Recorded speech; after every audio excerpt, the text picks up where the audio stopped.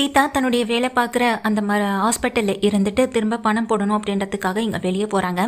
அப்படியே கூடவே வாட்ச்மேன் இப்போ எப்போதும் போல் அதே ஆட்டோ டிரைவர்னு அவங்க போயிட்டுருக்கும்போது தான் அவங்க கொண்டு போய் பணம் போட்டுட்டு ரிட்டன் ஆகும்போது, என்னம்மா உனக்கும் உங்கள் வீட்டுக்காருக்கும் முத்து தம்பிக்கு ஏதாவது பிரச்சனையா அப்படின்னு சொல்லி கேட்க, ஏன் இப்படி கேட்குறீங்கன்னு அங்கே சீதா கேட்குறாங்க. இல்லைம்மா, அன்னைக்கு நான் ஆட்டோ டிரைவர், அன்னைக்கு நான் அந்த பக்கமாக தான் சவாரி வந்தேன். அப்படி வரும்போது தான் பிரச்சனை நடந்துகிட்டு இருந்ததை பார்த்தேன். முத்து தம்பி என்ன இந்த இடத்துல பிரச்சனை பண்ணிட்டு இருக்காருன்னு வண்டியை நிறுத்திட்டு போகிறதுக்குள்ள அவங்க அப்பா வந்துட்டாங்க. பெரிய பிரச்சனை ஆயிடுச்சு. அதுக்கப்புறம் முத்து தம்பி அவங்க அப்பா புதையடன் கூட பார்க்காம கை நீட்டி அடிக்கவும் செஞ்சுட்டாரு. எனக்கு பார்க்கும்போதே மனசுக்கு ரொம்ப கஷ்டமாகவே போயிடுச்சுமா. அப்புறம் அவங்க அங்கேருந்து கிளம்புனதுக்கு பிறகு தான் இந்த டீ கடையில் நடந்த விஷயத்தையும் கேட்டேன். அவங்க தம்மா என்கிட்ட எல்லா விஷயத்தையும் சொன்னாங்க அப்படின்னு சொல்ல, என்ன நடந்துச்சு அப்படின்னு அங்கே சீதா கேட்குறாங்க. உடனே சீதாவும் எனக்கும் எல்லா விஷயமும் தெரியும் அப்படின்னு சொல்ல, இருந்தாலும் உங்கள் வீட்டுக்காரர் இப்படி பேசியிருக்க கூடாதுமா, நான் சொல்கிறேன் என்ன தப்பாக நினச்சிக்காதீங்க. அவர் மேலே ரொம்ப பெரிய தப்பு இருக்கு. இது பொது இடத்துல வச்சு ஒரு மனுஷனை இப்படி பேசுறது தப்பு தானம்மா அப்படின்னு சொல்லும்போது, என்னென்ன சொல்கிறீங்க, கொஞ்சம் வண்டியை நிறுத்துங்க அப்படின்னு சீதா சொல்ல, சடனாக வண்டியை நிறுத்த என்னாச்சுமா அப்படின்னு சொல்லி கேட்குறாங்க. அன்னைக்கு என்ன நடந்துச்சு, அவர் மேலே என்ன தப்பு இருக்கு அப்படின்னு கேட்க, அப்போ நடந்தது எதுவுமே உங்களுக்கு தெரியாதா அப்படின்னு சொல்லி கேட்குறாங்க. என்ன நடந்துச்சுன்னு சொல்லுங்கண்ணே அப்படின்னு சீதா கேட்க, அப்போதான் அவர் விஷயத்த சொல்கிறாரு. ஆமாம் தங்கச்சி, அன்னைக்கு நடந்ததை நானே கேள்விப்படும் போது மனசுக்கு ரொம்ப வருத்தமாக போச்சு. அது வரைக்கும் நார்மலாக டீ சாப்பிட்டுட்டு இருந்த உன் வீட்டுக்காரும் அவருடைய ஃப்ரெண்டும் இங்கே முத்து வந்ததுக்கு பிறகு தான் முத்து ஜாடையாக பேசியிருக்காங்க. இது குழந்தைய சம்மந்தப்படுத்தி பேசியிருக்காங்க. குழந்தை பிறக்காது அப்படி இப்படின்லாம் சொல்லியிருக்காங்க. அந்த வருத்தத்தில் தான் முத்து தம்பிக்கும் உங்கள் வீட்டுக்காரை அடிக்கவும் செஞ்சுருக்காரு. எனக்கு இதை கேட்கும்போது மனசுக்கு ரொம்ப கஷ்டமாக போச்சு. முத்து தம்பி எவ்வளோ நல்லவர். உண்மையை சொல்லப்போனால் என்னுடைய லைஃப்பில் அவர் எவ்வளோ பெரிய நல்ல விஷயத்த செஞ்சுருக்காரு. அவரால் தாம்மா இன்றைக்கி நாங்கள் உயிரோடவே இருக்கோம். நிச்சயமாக அவர் வாழ்க்கையில் ஏதாவது நல்லது நடக்குமா அப்படின்ற மாதிரி சொல்ல, இதை கேட்ட சீதாவால் தாங்கிக்கவே முடியலை. ஆமாம்மா, உங்களுக்கு எதுவுமே தெரியாதான்னு சொல்லி கேட்க, இல்லை தெரியாதுன்னு சொல்கிறாங்க. உங்கள் ஹஸ்பண்ட் கூட அவருடைய ஃப்ரெண்டு கூட இருந்தாங்க, நீங்கள் வேணால் அவர்கிட்ட கேட்டு பாருங்க அப்படின்னு சொல்லிடுறாங்க. சீதா சரிங்கண்ணே, நீங்கள் வண்டி எடுங்க அப்படின்னு சொல்லிட்டு நேராக வண்டி எடுத்துகிட்டு போகிறாங்க. அங்கே போயிட்டு அந்த ரசீதெல்லாம் அந்த மேனேஜர் கிட்ட கொடுத்துட்டு எனக்கு முக்கியமான வேலை அப்படின்னு சொல்லிட்டு வெளியே கிளம்புறாங்க. இங்கே சீதா வெளியே கிளம்பிட்டு நேராக கிளம்பி அந்த அருண் வந்துட்டு டிராஃபிக் போலீஸில் நின்றுட்டு வேலை பார்த்துட்டு இருப்பாரு. அந்த இடத்துக்கு தான் இங்கே சீதா வராங்க. இங்கே என்ன சீதா, நீ ஏதோ முக்கியமான வேலை விஷயமா வெளியே போகணுன்னு சொன்னியே, போயிட்டு வந்துட்டியா, எதுவும் பிரச்சனை இல்லையா அப்படின்னு சொல்லி கேட்க, நீங்கள் என்ன அருண் பண்ணியிருக்கீங்க அப்படின்னு சொல்லி கேட்க, என்ன சீதா கேட்குறேன், காலையிலேருந்து இங்கே தான் நான் ஒர்க் பண்ணிகிட்ருக்கேன்.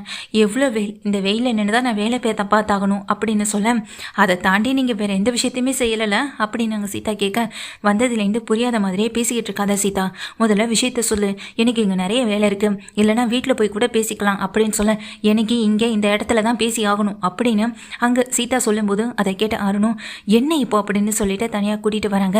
அப்போ சீதா கேட்குறாங்க, உண்மையிலேயே அன்னைக்கு டீ கடையில் நடந்த விஷயம் என்ன? எப்போதுமே என்கிட்ட ஒளிவு மறை வச்சு தானே பேசுகிறீங்க, உண்மையை பேசுகிற பழக்கமே உங்களுக்கு இல்லையா?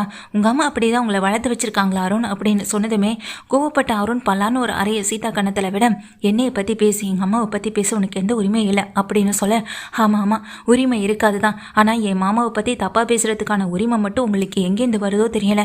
என் மாமாவை பற்றி தப்பாக பேசுகிறதுக்கான உரிமை உங்களுக்கு யார் முதல்ல கொடுத்தா? அவருடைய பர்சனல் லைஃப்பில் தலையிறதுக்கான தகுதி முதல்ல உங்களுக்கு என்ன இருக்குது? ஆமாம், அன்னைக்கு என்ன பேசுனீங்கன்னு எல்லாமே எனக்கு தெரிஞ்சு போச்சு. ஏன் இப்படி ஜாடையாக பேசி அவரை கஷ்டப்படுத்துறீங்க அப்படின்னு சொல்ல, இங்கே பாரு சீதா, அன்னைக்கு நான் என் ஃப்ரெண்டுக்கிட்ட தான் பேசிகிட்டு இருந்தேன்னு சொல்ல, அப்படியா, உங்கள் ஃப்ரெண்டுக்கிட்ட நான் இப்போ தான் பேசிட்டு வரேன், நீங்கள் அவர் என்ன சொன்னாருக்கான்னு நீங்களே கேட்குறீங்களா அப்படின்னு இங்கே அருணை பார்க்க வரத்துக்கு முன்னாடியே சீதா உங்கள் ஃப்ரெண்டை பார்த்து விஷயத்தெல்லாம் கறந்துட்டு அதை ரெக்கார்ட் பண்ணிட்டு வேற வந்திருக்காங்க. அதை போட்டு காட்டின உடனேயே இங்கே அமைதி ஆயிடுறாங்க இங்கே அருணும். என்ன பதில் பேச முடியலைல்ல? பதில் பேச முடியாது, ஏன்னா ஆதாரத்தோடு நிரூபித்தா உங்களாலலாம் எப்படி பேச முடியும்? நான் உங்களுக்கு யாரோ ஒருத்தவங்க தான், அப்போது நானே யாரோ ஒருத்தியாக உங்கள் வாழ்க்கையில் இருக்கும்போது ஏன் மாமா அவர் உங்களுக்கு எப்படிங்க உறவு முறையாக இருக்க முடியும்? உங்களையும் அவரையும் கம்பேர் பண்ணி பார்க்கும்போது அவரெல்லாம் உங்களை விட பல படி உயர்ந்தவர் தான். ஆனால் நான் செஞ்ச தப்புக்கு அடிக்கடி அவர்கிட்ட மன்னிப்பு கேட்டு போய் நிற்கவே முடியாது. எனக்கு தான் ரொம்ப அசிங்கமாக இருக்குது. உங்களுக்கு சப்போர்ட் பண்ணி நான் அவங்கக்கிட்ட அசிங்கப்பட்டு நிற்கிறத என்னால் அதை ஏற்றுக்கவே முடியலை. அவங்கள திரும்ப நான் காயப்படுத்தி கஷ்டப்படுத்திக்கிட்டே தான் இருக்கேன். எங்கள் அக்கா மாமா பக்கத்தில் உங்களாலலாம் ஒரு நாள் நிற்க முடியாது. அவருடைய கால் தூசிக்கு கூட நீங்கள் சமமே ஆக மாட்டீங்க அருண் அப்படின்னு சொல்ல, சீதா நீ கொஞ்சம் எல்லாம் மீறி பேசிக்கிட்டு இருக்கேன், இது பப்ளிக் பிளேஸ், முதல்ல நீ வீட்டுக்கு கிளம்பு அப்படின்னு சொல்ல, இதே பப்ளிக் பிளேஸில் தானே உங்கள் அம்மா வச்சு நான் இப்போ கேள்வி கேட்ட உடனேயே உங்களுக்கு கோவம் வந்து இதே இடத்துல நான் முன்னாடியே அறைய செஞ்சீங்க, அதே இடத்துல நான் உங்களை கேள்வி கேட்குறது ஒன்றும் தப்பு இல்லையே, உங்களுக்கு ஒரு நியாயம் எனக்கு ஒரு நியாயம் அருண் அப்படின்னு எங்கள் சீதா கேட்க அருண் கோவத்தை கண்ட்ரோல் பண்ணிட்டு நிற்கிறாங்க. இங்கே பாரு சீதா, அப்புறம் நான் டென்ஷன் ஆனால் என்ன நடக்கும்னே தெரியாதுன்னு சொல்ல, என்ன அருண் நடக்கும், என்னை அடிக்கிறத தவிர உங்களுக்கு வேறு என்ன பண்ண தெரியும் சொல்லுங்கள் பார்க்கலான்னு சொல்ல, அருண் வந்துட்டு அந்த இடத்துலேருந்து கோவமாக வண்டி எடுத்துகிட்டு கிளம்புறாருன்னு போகிறாங்க. ஆனால் வண்டியில் இருக்க கீயை எங்கள் சீதா எடுத்துக்கிட்டு, இங்கே பாருங்க, நீங்கள் செஞ்ச தப்புக்கு எங்கள் மாமா கிட்டேயும் அக்கா கிட்டேயும் மன்னிப்பு கேட்கணும். ஒருத்தவங்களோட பர்சனல் லைஃப்பில் தலையிடுறது ரொம்ப பெரிய தப்பு. அதைத்தான் நீங்கள் எங்கள் மாமாவுக்கு பண்ணியிருக்கீங்க. இவ்வளோ கண்ட்ரோலாக உங்களை சட்டையை கிழிச்சதோட விட்டுட்டு போனாரே நினச்சி சந்தோஷப்பட்டுக்கோங்க. அதையும் மீறி உங்கள் மண்டையை உடைக்காமல் போனார்ல அப்படின்ற மாதிரி சொல்ல, என்ன உங்கள் அக்காவுக்கு மாமாவுக்கு சப்போர்ட் பண்ணிட்டு வந்து பேசுறியா அப்படின்னு சொல்ல, ஆமாம் அவங்களுக்காக நான் பேச தான் செய்வேன் எங்கள் சீதா சொல்ல, அதுக்கு எங்கள் அருணும் அப்படி அவங்க கூட தான் அவங்களுக்காக தான் சப்போர்ட் பண்ணுவேனா, பின்ன என்ன எதுக்கு கல்யாணம் பண்ண அப்படின்னு கேட்க, நான் உங்களை கல்யாணம் பண்ணது ஏன்னு இப்போ தான் எனக்குள்ளே கேள்வியும் வருது, யோசனையும் வருது. அப்படி செஞ்சிருக்க கூடாதுன்னு தோணுது. என்ன இப்போ அந்த வீட்டுக்கு வரக்கூடாதுன்னு சொல்லுவீங்க, நீங்களே கூப்பிட்டாலும் இனி நாங்கள் வர போகிறதில்ல அருண் அப்படின்னு சொல்லிட்டு சீதா வந்துட்டு, நீங்கள் செஞ்ச தப்புக்கான மன்னிப்பை சீக்கிரமாகவே எங்கள் மாமா கிட்ட நானே உங்களை கேட்க வைப்பேன் அப்படின்னு சொல்லிட்டு சீதா அந்த இடத்த விட்டு ரொம்ப கோவமாகவே அந்த கீயை தூக்கி வேகமாக வீசிட்டு அவ்வளோ கோவத்தோடு அந்த இடத்த விட்டு நகர்ந்து போகிறாங்க. அப்படியே அவங்க அங்கேருந்து கிளம்புனதுக்கு பிறகு அருண் வந்துட்டு ச்சே அப்படின்னு ரொம்ப கோவத்தோடு நின்றுட்டுருக்கவும் செய்கிறாங்க. இங்கேருந்து போன சீதா வீட்டுக்கு போக என்னாச்சுமா அப்படின்னு அங்கே சந்திரா கேட்க, அதெல்லாம் ஒன்றும் இல்லை அப்படின்னு சீதா சொல்லிட்டு இருக்காங்க. அதுக்குள்ளே இங்கே சத்யா என்ன பண்ணுறாங்க, ஃபோன் எடுத்துகிட்டு வராங்க. இங்கே பாருமா, உனக்கும் மாமாவுக்கும் என்ன பிரச்சனை, எதுக்காக உன்னை ரோட்டில் வச்சு மாமா இப்படி அரைஞ்சிருக்காரு அப்படின்ற மாதிரி கோவத்தோட சத்யா சீதாவை பார்த்து கேட்க, என்னடா சொல்கிற அப்படின்னு சந்திரா அதிர்ந்து போயிட்டு அங்கே சத்யாவை கேட்க, இங்கே பாருமான்னு இந்த வீடியோவை காட்டுறாங்க. அதுக்குள்ளே இந்த வீடியோவை யார் போட்டது அப்படின்னு சொல்ல, பப்ளிக் பிளேஸில் எந்த மாதிரியான விஷயங்கள் நடந்தாலும் இப்போ தான் எல்லாரும் ஒரு ஃபோன் வச்சு வீடியோ எடுத்து சோசியல் மீடியாவில் அப்லோட் பண்ணுறாங்களே, இவரை பற்றி எவ்வளோ பேர் எவ்வளோ மட்டமாக கமெண்ட் பண்ணியிருக்காங்க பாருங்கள். பொது இடம் கூட பார்க்காம மனைவியை இந்த மாதிரி நடத்துறது ரொம்ப பெரிய தப்பு. இவரெல்லாம் போலீஸ் ஆஃபீஸரா, சொல்கிறதுக்கே அசிங்கமாக இருக்குது. சொந்த லைஃப்லையே இவரால் கண்ட்ரோல் பண்ணிட்டு இருக்க முடியல தன்னுடைய கோவத்தை.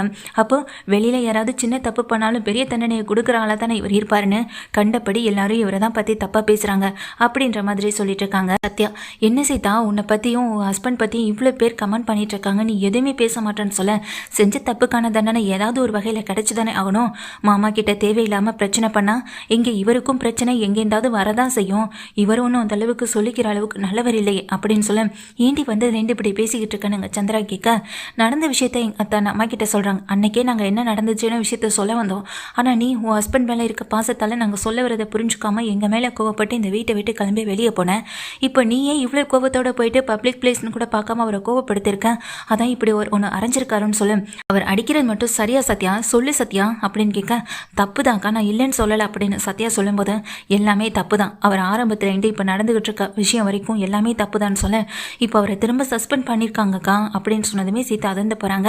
என்னடா சொல்கிற அப்படின்னு சீதா கேட்க, ஆமான்ற மாதிரி சத்யா தலையாட்ட, என்னடா சொல்கிற, அப்போது எந்த தடவையும் சஸ்பெண்ட் ஆனால் அவருக்கு ப்ரமோஷன் கிடைக்காதுன்னு சீதா ஏற்கனவே சொல்லிட்டு இருந்தாலே அப்படின்னு சொல்ல, இது எல்லாமே அவரால் நடந்தது தானே, அவருடைய கோவத்தால் நடந்தது தானே, என்னால் எதுவுமே நடக்கலை அப்படின்னு சொல்லிட்டு இருக்காங்க எங்கள் சீதாவும்.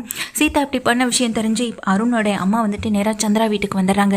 என்ன சீதா இதெல்லாம், உனக்கும் அருணுக்கும் என்ன பிரச்சனை, பொது இடத்துல வச்சு அவன் இதுக்கு ஒன்று அடிச்சான்னு கேட்குறாங்க. அதுக்கு நீங்கள் உங்கள் பையன்ட்ட எல்லாமா கேட்கணும் அப்படின்னு சொல்கிறாங்க எங்கள் சீதாவும். சீதா, என்ன பிரச்சனையாக இருந்தாலும் நீ அவனை போய் அங்கே பார்த்துருக்க கூடாதுன்னு சொல்ல, நான் சரியான விதத்தில் தான் நான் பார்த்துருக்கேன், பேசியிருக்கேன், எல்லாமே சரியாக தான் போயிட்டுருக்கு. தயவு செஞ்சு நீங்கள் எங்கள் ரெண்டு பேருக்கு எடுக்கிற பிரச்சனையில் நீங்கள் தலையிட வேண்டாம் அப்படின்னு சொன்னதும் அவங்க முகம் டக்குன்னு மாறுது. சம்மந்தியமா அப்படின்னு பேச வரத்துக்குள்ளே அவங்க முகத்தை திருப்பிக்கிட்டு அந்த வீட்டை விட்டு கிளம்பி வெளியே போகவும் செய்கிறாங்க. அருண் சஸ்பெண்ட் ஆகிட்டு வீட்டில் வந்து அமைதியாக உட்கார, என்னடா நடக்குது, என்ன தாண்டா ஆச்சு, உனக்கும் சீதாவுக்கு என்ன தான் பிரச்சனை அப்படின்னு சொல்ல, இந்த தடவையும் முத்துவாளையும் தாமா, அந்த முத்துவாலை தான் எனக்கும் சீதாவுக்கு பிரச்சனை வந்துச்சு, கோவத்தில் அவளை கை நீட்டிட்டேன், இதை யாரோ எடுத்து வீடியோ போட்டுட்டாங்க, இப்போது அதனால் எனக்கு சஸ்பெண்ட் ஆகிடுச்சு, எல்லாரும் எனக்கு எதிராக தாமா கமெண்ட் பண்ணிட்டு இருக்காங்க, அதனால தான் இப்படியெல்லாம் நடந்து போச்சு அப்படின்னு அருண் சொல்கிறாங்க. அருண் சொன்ன விஷயத்தை கேட்டதும், சீதா கிட்ட இதை விஷயமா பேச போனேன், ஆனால் அவள் மூஞ்சில் அடிக்கிற மாதிரி பேசி என்னை அந்த வீட்டிலேருந்து வெளியே அனுப்பிட்டான் அப்படின்னு சொல்ல, இதை கேட்டால் அருண் கோவமாக படுறாங்க. சீதாவை நான் போய் கூட்டிகிட்டு வர போகிறது, எத்தனை தடவை அவளுக்காக நான் அந்த வீட்டுக்கு போய் நிற்கிறது, அவளுக்காக விருப்பம் இருந்தால் இந்த வீடு தேடி வரட்டும், இல்லைனா அவள் அங்கேயே இருக்கட்டும் அப்படின்னு சொல்ல, இதை கேள்விப்பட்ட முத்து ரொம்ப கோவத்தோட வீட்டுக்கு வராங்க. ஏண்டா என்னாச்சு சீதா, அந்த அருண் ஏன் இப்படி உங்ககிட்ட நடந்துக்கிட்டான்னு சொல்ல, மாமா என்னை மன்னிச்சிருங்க அப்படின்னு சொல்லிட்டு மன்னிப்பு கேட்குறாங்க சீதாவும். என்னடி ஆச்சு அப்படின்னு அங்கே சீதாவை பார்த்துட்டு மீனா கேட்க, அவர் இப்படியெல்லாம் நடந்துப்பா நான் நினச்சி கூட பார்க்கலன்னு வீட்டில் இருக்க எல்லாருமே புலம்பே நிற்க, நடந்த விஷயத்த சத்யா முத்துக்கிட்டையும் மீனா கிட்டையும் சொல்ல, என்ன சீதா கொஞ்சம் பொறுமையாக இருக்கக்கூடாதா, உனக்கு எல்லாத்துலேயும் அவசரம் தான், யார் என்ன சொன்னாலும் நம்பிடுறேன், அதில் அவங்க சொல்கிறது தான் உண்மை நினச்சிட்டு நீ எங்ககிட்ட கோவப்படுறேன், அப்புறம் நியாயம் உண்மைன்னு யார் பக்கம் இருக்குன்னு தெரிஞ்சதுக்கு பிறகு அருண் கிட்டக்கு திரும்ப கோவப்படுறேன், அவசரப்படுறதா உன்னுடைய மிகப்பெரிய பெரிய தவறாக இருக்குது. கொஞ்சம் பொறுமையாக எதுவாக இருந்தாலும் யோசிச்சு செய்யக்கூடாதா சீதா அப்படின்னு சொல்ல, என் வாழ்க்கைக்காக நீங்கள் எவ்வளோதோ பண்ணிட்டீங்க மாமா, திரும்பவும் என் வாழ்க்கைக்காக நீங்கள் எதை பற்றியும் யோசிக்க வேண்டாம். நான் இப்படியே இங்கேயே இறந்துட்டு போகிறேன். நிச்சயமாக அந்த அருண் உங்களை ஒரு நாள் தேடி வந்து மன்னிப்பு கேட்குற நாள் வரும். என்னைக்கு அவர் உங்ககிட்ட மன்னிப்பு கேட்குறாரோ அன்னைக்கு தான் அந்த வீட்டுக்கு நான் திரும்ப போவேன். அது வரைக்கும் நான் இங்கே இருக்கேன் மாமா அப்படின்னு சொல்ல, சீதா நான் சொல்கிறதை கேளு அப்படின்னு இங்கே முத்து பேச வரும்போது, மாமா இதுக்கப்புறம் இதை பற்றி பேச வேண்டாம்னு சொல்லிட்டு சீதா டக்குன்னு ரூம்குள்ளே போய் கதவை லாக் பண்ணிக்கிறாங்க. சீதா நீங்கள் மீனா பின்னாடியே போக, சந்திராவும் விடு மீனா, நானும் சத்யாவும் வந்ததுலேருந்து இவகிட்ட பேசி பார்த்துட்டோம். ஆனால் இவ அதை காது கொடுத்து கூட கேட்க மாட்றான். விடு மீனா, எல்லாமே சீக்கிரமாகவே சரியாகும்னு நாமளும் நம்புவோம் அப்படின்னு சொல்ல, எல்லாமே என்னால் தான் அத்தை அப்படின்னு சொல்ல, ஏமாப்பில் நீங்கள் எல்லா பள்ளி உங்கள் மேலேயே போட்டுக்கிறீங்க, அதெல்லாம் எதுவும் இல்லை அப்படின்னு இங்கே சந்திராவும் சொல்லி சமாதானப்படுத்திக்கிட்டு இருக்காங்க. அருண் அடி வாங்கினது மட்டும் இல்லை, அருணை வீடியோ எடுத்து போட்டவங்க மூலமாக இப்போ அவர் தன்னுடைய வேலையை இழந்து வீட்டில் வந்து உட்கார்ந்துருக்க நிலைமை வந்துடுச்சு. குறிப்பாக அவருக்கு கிடைக்கிற ப்ரமோஷனும் சீதாவாலையும் போயிடுச்சு. இங்கே தான் செஞ்ச தப்பை உணர்ந்து அருண் என்னைக்கு மன்னிப்பு கேட்குறாரோ அன்னைக்கு தான் சீதா திரும்ப வீட்டுக்கு போவேன்னு இங்கே உறுதியான முடிவோடு இருக்கவும் செய்கிறாங்க. இதே முடிவோடு அவங்க தொடர்ந்து இருந்தாங்கன்னா நிச்சயமாக அருண் திருந்துறதுக்கான வாய்ப்பு நிறையவே இருக்கு. இந்த மாதிரியான ஒரு சீக்வன்ஸோட இந்த சீரியல் போனால் நல்லாயிருக்கும் நினைக்கிறவங்க இந்த வீடியோவுக்கு ஒரு லைக் பண்ணி உங்கள் ஆதரவை தருவீங்க.